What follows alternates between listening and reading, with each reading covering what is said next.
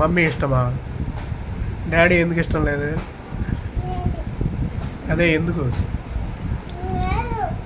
ఎందుకంటే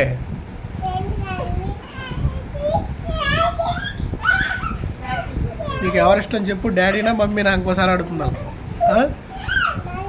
డాడీ ఇష్టమా? మమ్మీయా?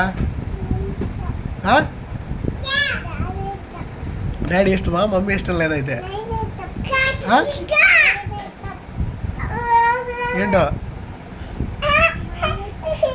ఎవరిష్టం? నేను ఇష్టమా మమ్మీ ఇష్టమా? మమ్మీయా? ఇదేనా ఫైనల్గా?